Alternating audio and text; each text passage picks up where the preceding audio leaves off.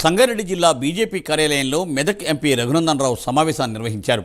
పసుపు బోర్డు తమ పోరాటం వల్లే వచ్చిందన్న ఎమ్మెల్సీ కవిత వ్యాఖ్యలపై ఎంపీ విమర్శలు చేశారు. 10 ఏళ్లు అధికారంలో ఉన్నప్పుడు కేటీఆర్కు రైతులు గుర్తు రాలేదని రఘునందన్ రావు అన్నారు. ఎర్రవల్లి ఫామ్ హౌస్ చుట్టూ ఉన్న గ్రామాల్లో రైతులు ఆత్మహత్య చేసుకున్నప్పుడు కేటీఆర్ ఎందుకు స్పందించలేదని ఎంపీ రఘునందన్ రావు ప్రశ్నించారు.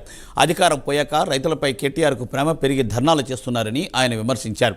కాంగ్రెస్ 5.5 దశాబ్దాలు అధికారంలో ఉండి ఏనాడు అంబేద్కర్ను గౌరవించలేదని ఆరోపించారు రఘునందన్ రావు. పూర్తయితున్న సందర్భంగా భారత పార్లమెంట్ లోపల సుదీర్ఘంగా భారత రాజ్యాంగ నిర్మాణం పట్ల జరిగినటువంటి కార్యక్రమాలు, భారత రాజ్యాంగం అమల్లోకి వచ్చిన తర్వాత ఈ దేశంలో అధికారంలో ఉన్నటువంటి పార్టీలు భారత రాజ్యాంగ నిర్మాత డాక్టర్ బిఆర్ అంబేద్కర్ పట్ల అవలంబించిన తీరు పట్ల దేశవ్యాప్తంగా ప్రజల్ని చైతన్యవంతం చేయాలని చెప్పి భారత ప్రధాని నరేంద్ర మోడీ గారి నాయకత్వంలో ఒక నిర్ణయం తీసుకోవడం జరిగింది.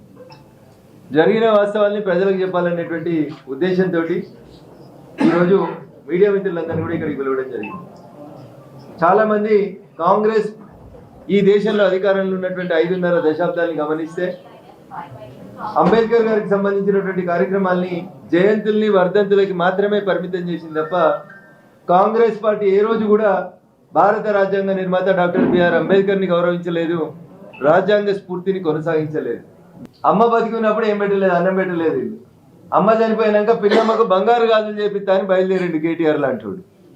10 సంవత్సరాలు అధికారంలో ఉన్నప్పుడు ఫామ్ హౌస్ చుట్టూ దౌలతాబాద్ వాళ్ళు, మరుకు కోళ్ళు, గజ్వేల్ అసెంబ్లీ కాన్స్టిట్యున్సీకి సంబంధించిన రైతులు చచ్చిపోయిన రోజు ఏ రోజు కేటీఆర్ గారికి కనబడలేదు రైతులు. ఇవాళ కేటీఆర్ గారు వచ్చి రైతు ధర్నా చేస్తా, రైతు దీక్ష చేస్తా అంటే కేవలం పొలిటికల్ స్టంట్గా మాత్రమే